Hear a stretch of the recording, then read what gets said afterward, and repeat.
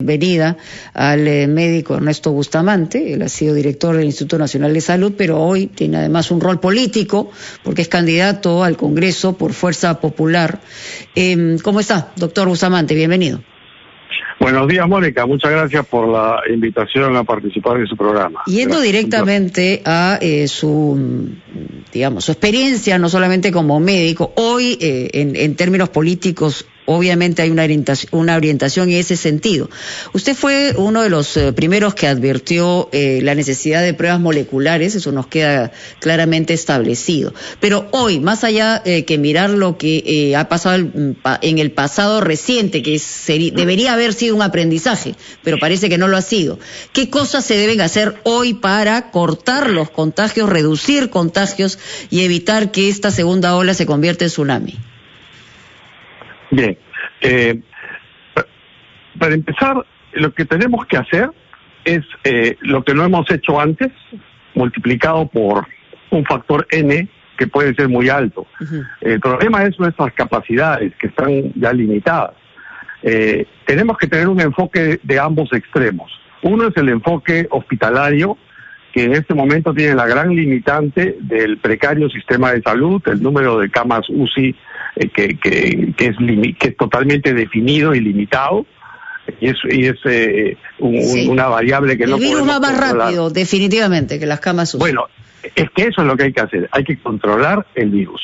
Entonces, para eso, lo que tenemos que hacer no solamente ahora es más pruebas moleculares, pero ojo, pruebas moleculares no para diagnosticar la enfermedad solamente, uh-huh, sino pruebas moleculares para hallar aquellos casos que de otra manera no los hubiéramos encontrado porque no tienen síntomas, son casos subclínicos o lo que se llama asintomático. ¿Y con qué finalidad? Con la finalidad de encontrar al infectado tempranamente y poder impedir que contagie.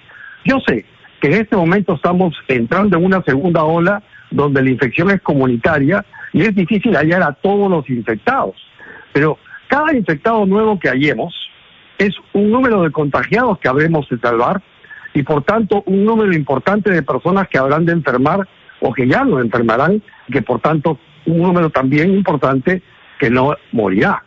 Entonces, ese es un aspecto del lado preventivo. Y el otro es introducir un factor que no hemos estado metiendo en la ecuación, que es lo que se llama vigilancia genómica. ¿Qué cosa es vigilancia genómica? Es vigilar cómo está cambiando el genoma del virus. Uh-huh. Ya hemos visto que han aparecido nuevas variantes en otros países del mundo. Uh-huh. Pero no es que solamente haya 4 variantes nuevas, la sudafricana, la inglesa, la japonesa, la brasileña. No, todo el tiempo aparecen nuevas variantes. Y probablemente hay una variante peruana también, eso es lo que dicen los hay miles de variantes en el planeta. Y de hecho tiene que haber más de una variante peruana. Uh-huh. Lo que pasa es que esa variante probablemente no es tan transmisible como la variante inglesa o la sudafricana, supongo, no se le ha hallado, pero si no sería ya visible, ¿no? Uh-huh. Se habría ya encontrado quizá en otro país y hubiese sido trazada al Perú como origen. Pero tenemos que estar vigilantes porque nadie más va a analizar el genoma de nuestros virus que nosotros mismos. O sea, fueron los ingleses los que descubrieron la variante inglesa, los sudafricanos la sudafricana, los japoneses la japonesa. Si hubiera una variante peruana, lo que no queremos es enterarnos por Brasil que les ha llegado una variante procedente del Perú, que en el Perú arrasó hace 2 meses y que en este momento está empezando a atacar a Brasil. ¿Qué significa eso? Que tenemos que tener laboratorios con capacidad de hacer secuenciamiento genético, no solamente análisis moleculares. Y de hecho ya los tenemos los laboratorios. En el INS se hace secuenciamiento genético, pero no tienen los insumos, tienen la plata ni los recursos humanos calificados en este momento. Y en Cayetano Heredia hay otro grupo importante que, por ejemplo, ha secuenciado cerca de 100 genomas ya. Pero tiene la capacidad instalada para secuenciar 1000, por ejemplo. Vamos a hacer una pausa, doctor Bustamante. Por supuesto, hay muchas preguntas más que compartir con usted, pero tenemos que obligatoriamente cerrar esta secuencia para regresar en unos minutos. El poder en tus manos.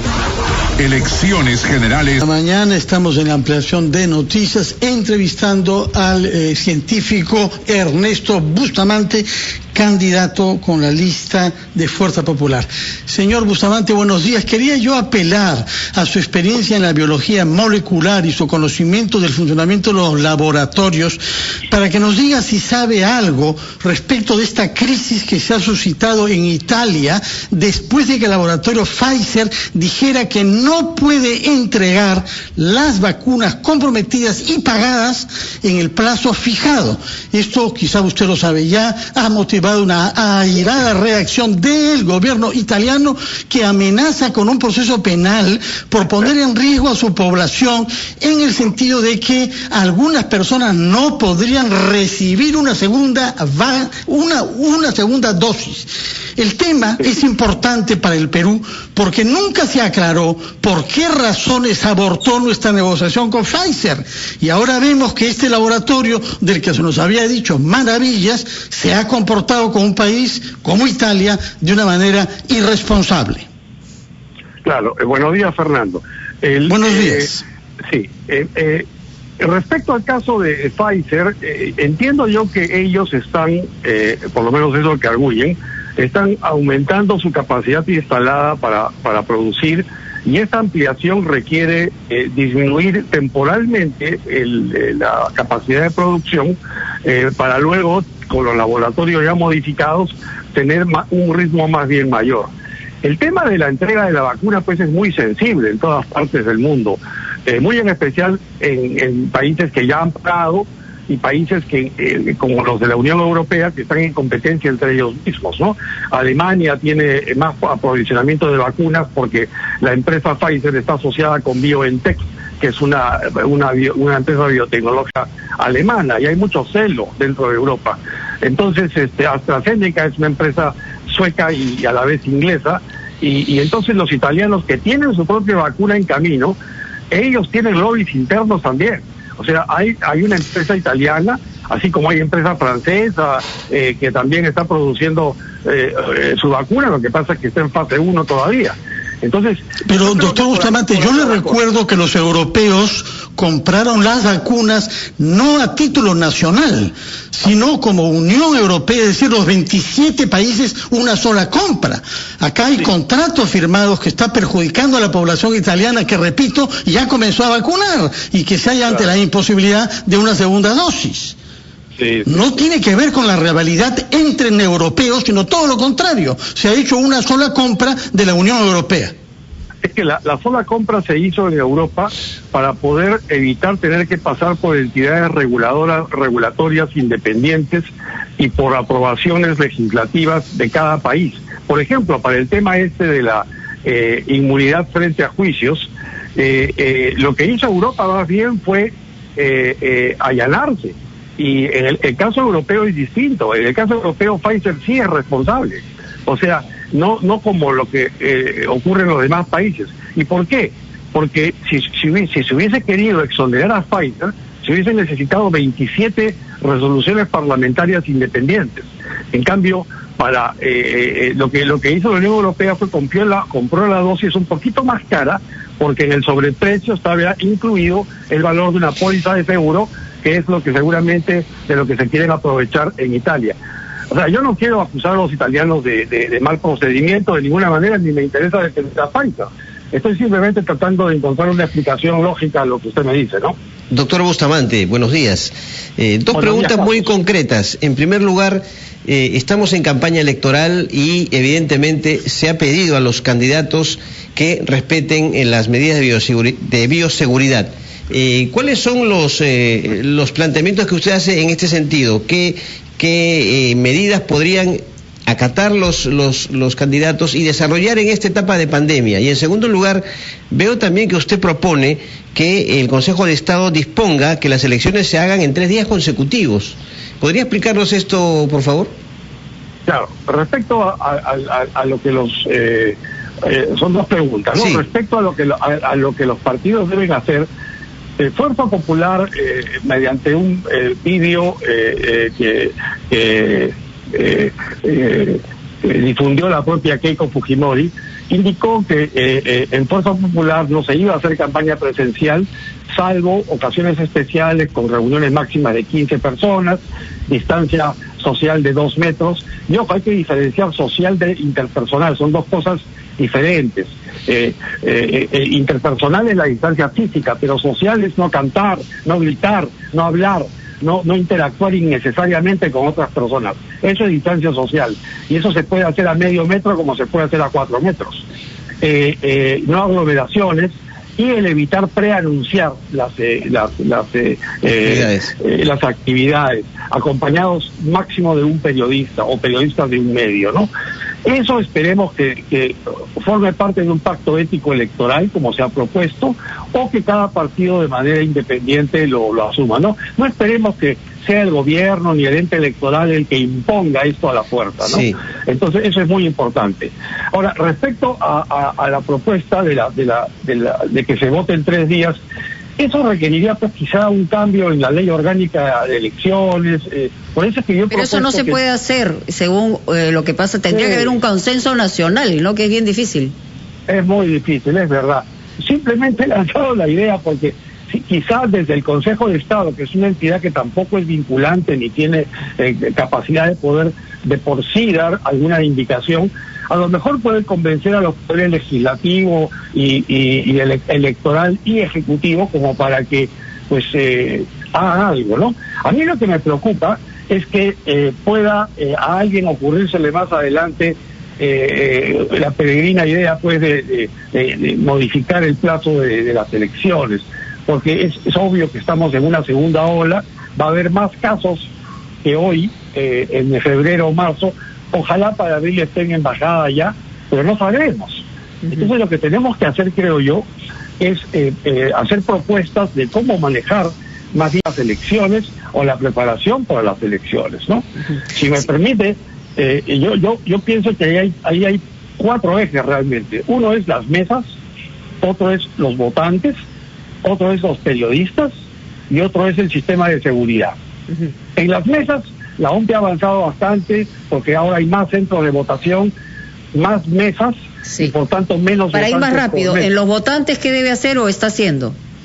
En los votantes yo pienso que solo deben ingresar votantes al centro de votación, no acompañantes, no niños. ¿Y periodistas, según su...? Los periodistas, el problema con los periodistas, con los reporteros realmente, cuando llega un candidato conocido, se agolpan, es natural, el periodista tiene que llevar la noticia, y yo comprendo, ¿no? Y si son 10 medios televisivos y radiales y 10 escritos, y son más realmente, y son 2 periodistas por medio, ahí nomás tenemos 40 personas, solo los periodistas ya hicieron una aglomeración. Entonces eso hay que cortarlo. Yo no sé si habrá necesidad de hacer una disposición de OMPE o quizá un pacto entre los propios medios. Pero eso tiene que acabar, ¿no? No podemos tener eso en esta situación de emergencia. Una última pregunta, ¿qué piensa? O sea, ya se ha hablado mucho del eventual cronograma que habría desde la llegada de la vacuna china, que es la que primero debe llegar el próximo mes, probablemente la primera, segunda semana. ¿Qué piensa usted como médico de la vacuna de Sinopharm? Bueno, la vacuna Sinopharm es una vacuna que yo la considero inferior a la vacuna de Pfizer y de Moderna, porque en contraste con la vacuna la vacuna de Pfizer y Moderna dirigen toda su batería, por decir... Pero inferior desde su punto de vista, ¿no efectiva o efectiva? Inferior en cuanto a anticuerpos contra qué hace. O sea, la eficacia, no la efectividad, sino la eficacia, que es lo que se demuestra en este momento, ha sido de 79% según los reportes de Sinopharm. Y eso es bueno, pero también significa pues que hay 20% de gente a quien no le va a prender la vacuna. O sea, si vacunamos a 20 millones de peruanos, habrá 4 que no están vacunados. 4 millones, es bastante.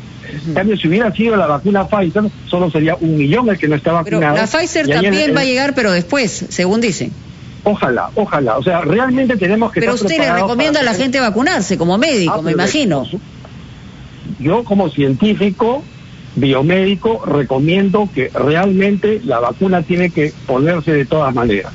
O sea, yo no puedo recomendar que no se vacune. La vacuna es lo mejor que le pudo haber pasado a la humanidad, y estamos hablando de hace más de 200 años de que hay vacunas. Entonces, una nueva vacuna que ha pasado por etapas de estudios en fase 1, 2, 3, y que demuestra eficacia y que demuestra no tener efectos adversos, como lo es la Sinopharm, lo es la Pfizer, lo es la Moderna, y todas están pasando por sistemas regulatorios muy estrictos. Yo creo que sí, si la tenemos a la mano hay que usarla, por supuesto que sí. Muy bien, doctor, muchas gracias. El tiempo siempre es tiranísimo, pero le agradecemos a Ernesto Bustamante el estar con nosotros aquí en Ampliación de Noticias. Pausa, titulares y volvemos. El poder en tus manos. Elecciones Generales 2021.